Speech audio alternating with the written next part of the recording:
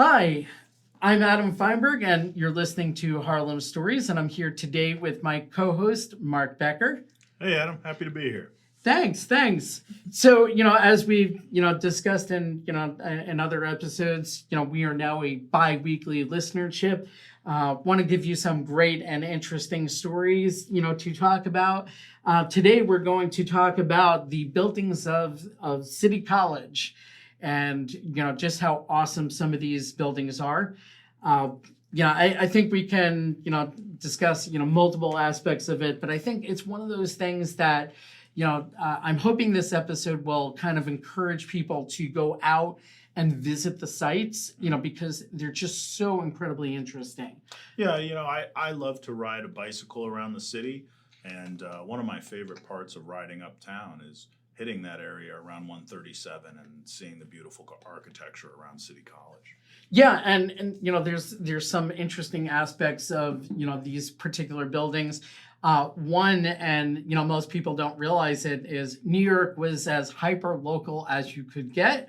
When you look at these beautiful stone buildings that were built as part of the City College campus, you have to wonder, where was the stone quarried? We already know that like much of New York's brownstone was quarried, in Connecticut, not too far away from New York City, but back in the 1860s, that was kind of far off. That wasn't exactly around the corner.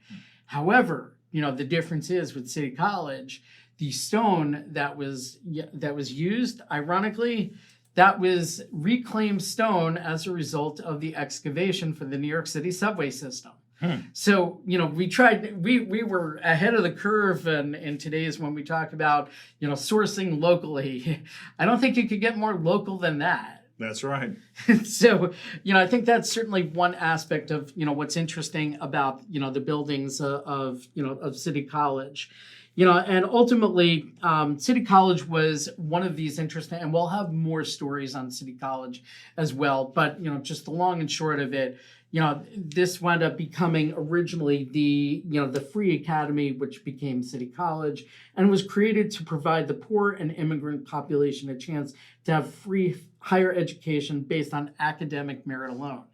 Now, while that was the original intent, later it was, organized, to be, one of the starting points for the CUNY system, City University of New York. Mm-hmm. So City College was one of the starting points on that. And, while we'll discuss this more in additional episodes, because we're going to focus more here on the actual buildings. But City College, what made it so interesting is, while it evolved from, this free university, it was eventually a, tuition-based school. But the tuition was always intended to be affordable. And as a result of not only the extreme high quality education here is, kids would, submit their applications to, multiple universities, waiting to find out what schools they got into. And if they got into a school as prestigious as Harvard, they'd, typically go back, and their families would go back and say, you know what? I'm not ready to accept Harvard. I actually want to see whether I got into City College. Wow. So it was literally that prestigious. Imagine Harvard being your backup. Yeah, seriously. Now, today we don't think of it that way, but actually, if you realize the number of prestigious alumni that have graduated from City College, it's a very long list. And in fact, I haven't looked in the last year or so, or maybe it's even going back 2 years, but I can say at least back then, that City College has produced more Nobel laureates than any college or university in the entire nation. Wow. So, incredibly prestigious. Well, a lot of the people running our government went to Harvard, so maybe City College has pulled ahead again. Well, and Dr. Fauci is an alumni, so he's somebody that I admire, but at the same time, I know he can be controversial, given the COVID vaccine. Polarizing. Anyway, to get back to our buildings of City College. College and, getting around. I grew up as a child of the 80s and grew up in the era of Ferris Bueller. And in the immortal words of, of Ferris Bueller, life moves pretty fast. If you don't stop and look around once in a while, you could miss it. Bump, bump. Exactly. So, that's one of the things that I really wanted to bring out in this episode is, stop, look around, go up to City College and look around that campus. The reason why I'm saying this is the Gargoyles and Grotesques. And, people are like, well, I've heard of Gargoyles. What are Grotesques? And, ultimately there was a movie scout that came out and he actually called the City College campus, which is also known in a lot of TV shows as the fictional Hudson University. And, but he had called it Hogwarts in Manhattan. Because it's got this very Gothic kind of feel to it. And you're always being watched by these gargoyles and grotesques. Cue the Michael Jackson music as somebody's watching me. But I'm not going to sing. I'm a terrible singer. In fact, come on, Adam. Belt one out. People will pay me to shut up. So, but the gargoyles and grotesques, have very similar look and appearance. The difference is the gargoyles are actually meant to be functional as like water spouts, pulling water away from the building. And I don't know French, so I don't want to kind of butcher this, but I know that gargoyle came from a French word and ultimately translates into gargling, which is the accurate kind of sound that you'll hear from these active water spouts as gargoyles. So they're gargling. An onomatopoeia, if you will. Yes, an onomatopoeia. Sounds like. So, the gargoyles are functional while the grotesques are not. The grotesques are purely decorative stone carvings, typically shaped like the heads of strange and ugly creatures.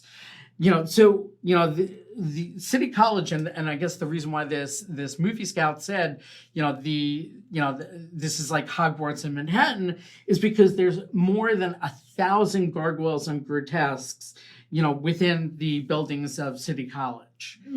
So it's absolutely spectacular, and each one is uniquely carved. Now, over the years, these things had degraded, and City College now has almost like a working graveyard of some of the old ones, and what they've since done is they've tried to restore them, remodel them, and now they actually have models should they need to recreate it, and they actually have this out there's almost they have a mini graveyard of some of these lying out on the lawns. They also have the master models that are actually in the Great Hall that are stored in that building. There's also supposedly tunnels that I have never seen in City College that does connect within that network. That's pretty much, I think, shut down to the public for the most part, but there are tunnels, much like what you see at Columbia. So each one of these, it's the largest concentration of gargoyles and grotesques in the nation. And I believe the mass majority of the designs they're the grotesques. Though obviously there are some gargoyles. The college has I already mentioned the gargoyle graveyard. The original 4 buildings on the campus were built in 1906, which were Baskerville Hall, Compton Hall, Wingate Hall, and Harris Hall. Just wanted you to be aware that each building has creatures and figures specific to the original function of the building. Wingate has the original location of the campus gym, and many of those figures on Wingate are in various acrobatic poses as a result. Some are goofy, such as a man holding a shield with his mouth agape and his tongue sticking out with strange facial expressions. Another is laughing and also holding a shield. Many are just men staring at you, or an owl holding a book staring at you. Some are demon-like sculptures, winged creatures with menacing stares. Some are laborers, one with a hand drill, one with a wrench, another with a hammer and an anvil. There's even some that are that we're guessing or speculation are are sculptures of professors, one with glasses carrying a book in each arm, another holding a compass, holding a parchment with geometric figures. Interesting. There's musicians, there's sciences type characters, holding a magnifying glass, looking at a butterfly, and one with a mortise and pedestal. And of course, then there's, the arts, all representing areas that the college specializes in, holding a brush and an hourglass. There's roughly around 600 of the 1,000 sculptures are in the first 4 original buildings. City College has obviously since expanded, but there are additional 400 or so out there. So I don't want to reveal too much. I'm just encouraging everyone to go out there and check it out. And just as a little bonus material, Shepherd Hall, which is one of the original 4 buildings, it's got a large brass bust of Abraham Lincoln. This is the actual reference model used to carve Lincoln's face into Mount Rushmore. Fascinating. And the piece was donated to City College by the original sculptor, Gudzone Borglum. I don't know if I butchered his name or not. Close enough. I hope his family forgives me, but he was the original sculptor around Rushmore.